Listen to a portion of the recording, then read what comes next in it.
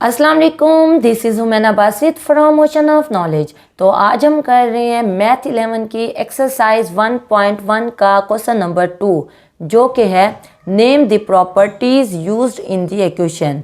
हमने just properties का नाम बताना है कि क्वेश्चन नंबर 2 के टोटल 12 पार्ट हैं कि हर पार्ट में कौन सी प्रॉपर्टी यूज़ हुई है। अब देखें, जो फर्स्ट पार्ट है उसमें 4 + 9 फिर है इक्वल टू 9 + 4। तो इसको आपने याद रखना है कि ये क्यूमुलेटिव प्रॉपर्टी है विद रिस्पेक्ट टू एडिशन। देखें ऐड हो रहा है ना, तो यहाँ 4 पहले है, यहाँ 9 पहले है, तो 4 + 9 = 9 + 4 क्या होती है? क्यूमुलेटिव प्रॉपर्टी होती है विद रिस्पेक्ट टू एडिशन, क्योंकि ये ऐड हो रहा है। इसी तरह सेकंड पार्ट में देखें, एक दो जो वैल्यूज़ हैं वो ब्रैकेट के अंदर हैं, तीसरी वैल्यू ब्रैकेट के बाहर है, फिर वही 3 वैल्यूज़ हैं लेकिन पहली वैल्यू ब्रैकेट के बाहर है और अगली 2 वैल्यू ब्रैकेट के अंदर हैं। तो आप याद कर लें कि इस प्रॉपर्टी को कहते हैं associative property with respect to addition. देखें ऐड हो रहा है ना, तो विद रिस्पेक्ट टू एडिशन। तो थर्ड देखें, सिर्फ वैल्यूज़ चेंज हैं, बात वही की वही है जैसे सेकंड है, ये भी associative property with respect to addition है। फोर्थ में देखें 100 में 0 ऐड हो रहा है तो वो तब भी 100 बनता है। अब 0 जो है वो आइडेंटिटी है, वो एडिटिव आइडेंटिटी है।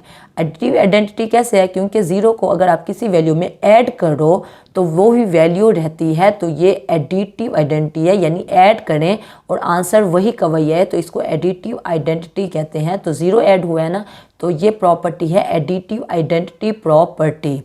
उसके बाद हमारे पास फिफ्थ पार्ट है। आपको पता है मल्टीप्लिकेशन में अगर 0 से मल्टीप्लाई करो तो वो तो वैल्यू 0 हो जाती है, लेकिन अगर 1 मल्टीप्लाई करो तो वो वैल्यू वही रहती है। अब जैसे एडिटिव आइडेंटिटी ऐड में 0 है, एडिशन में 0 है, तो मल्टीप्लिकेशन में 1 जो है वो एडिटिव आइडेंटिटी है, यानी कि मल्टीप्लिकेटिव आइडेंटिटी है।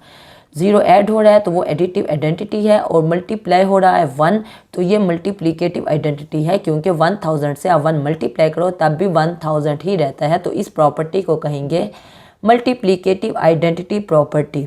उसके बाद 6 पार्ट है 4.1, फिर प्लस किया हुआ है -4.1। अब ये क्या है? -4.1 4.1 का इन्वर्स है, क्योंकि 4.1 के साथ प्लस है और 4.1 के साथ यहाँ माइनस है, तो वैल्यू तो सेम है ना, तो ये क्या है? ये इन्वर्स है, और बीच में क्या है? प्लस है, तो इसको क्या कहेंगे? Additive inverse property. यानी 4.1 का जो इन्वर्स है वो -4.1 है और बीच में ऐड हो रहा है, तो ये क्या है? एडिटिव इन्वर्स है।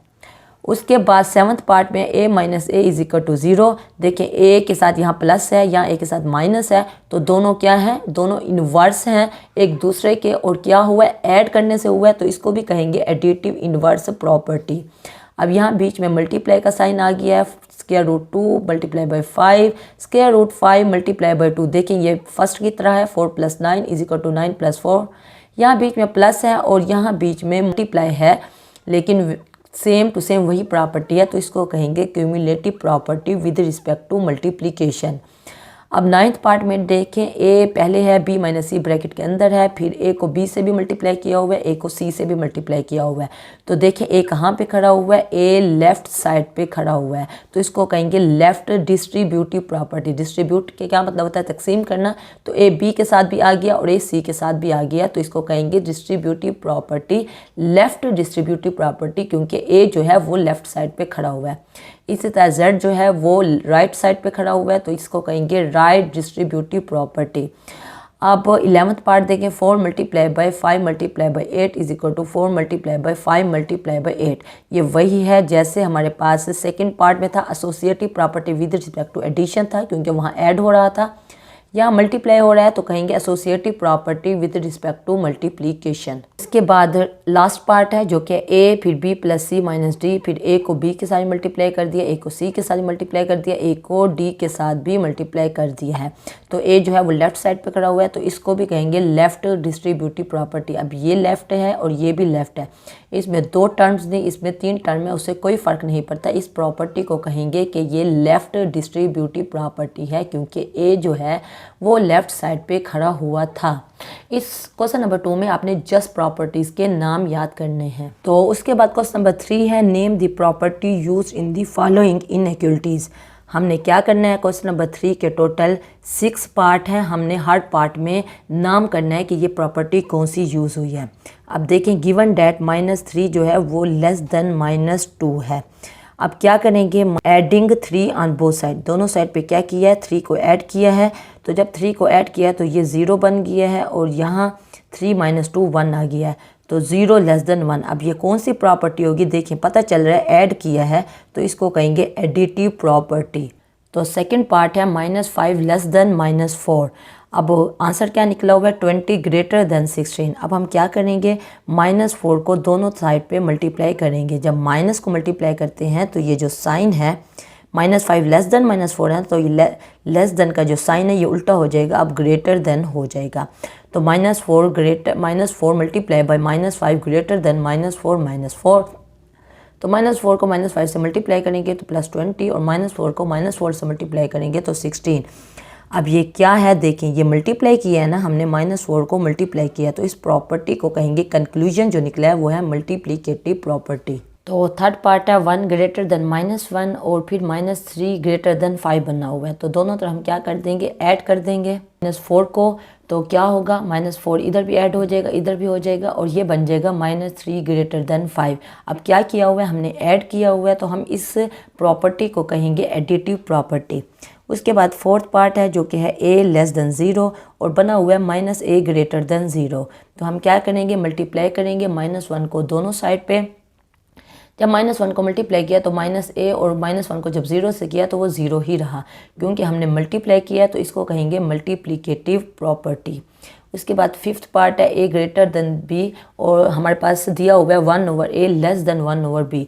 तो क्या करेंगे, a और b मल्टीप्लाई सबसे पहले करेंगे 1/ab से। देखें इस साइड पे भी मल्टीप्लाई कर दिया और इस साइड पे भी मल्टीप्लाई कर दिया।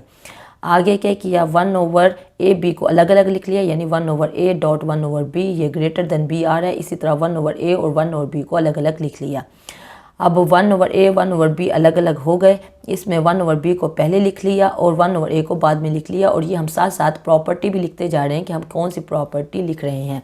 पहले लिखा rule for accuracy of fraction, fraction में यही रूल है। अब हमने क्या किया, a और 1/a को इकट्ठा कर लिया और 1/b को अलग कर लिया। इसी तरह b और 1/b को इकट्ठा कर लिया, 1/a को अलग कर लिया। और ये क्या है, ये एसोसिएटिव प्रॉपर्टी है। तो a से कट गया और b से कट गया और ये क्या, यहाँ 1 बच गया और यहाँ भी 1 बच गया, तो 1/a। और यहाँ कह रहे हैं मल्टीप्लिकेटिव इन्वर्स प्रॉपर्टी, तो ये क्या है, ये दोनों एक दूसरे के इन्वर्स हैं। a जो है 1/a का इन्वर्स है, b जो है 1/b का इन्वर्स है। तो बस मल्टीप्लाई करेंगे, यहाँ लिखा हुआ है multiplicative identity property 1/b greater than 1/a आ गया, या इसको हम लिख सकते हैं 1/a लेस देन 1/b। तो ये हमारे पास कंक्लूजन क्या निकली है, ये मल्टीप्लिकेटिव प्रॉपर्टी है। उसके बाद 6 पार्ट है a ग्रेटर देन b और -a लेस देन -b बना हुआ है। हमने दोनों साइड पे मल्टीप्लाई किया, -1 को जब मल्टीप्लाई किया तो -a लेस देन -b आ गया।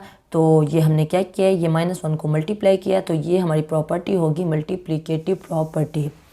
कोई कन्फ्यूजन हो, कोई मसला हो, कोई बात समझ ना आई हो, आप नीचे कमेंट में पूछना, मैं इंशाल्लाह कमेंट बॉक्स में उसका डेफिनेटली जवाब दे दूँगी। तो अपना ख्याल रखिएगा। ओके, फिर अल्लाह हाफिज़।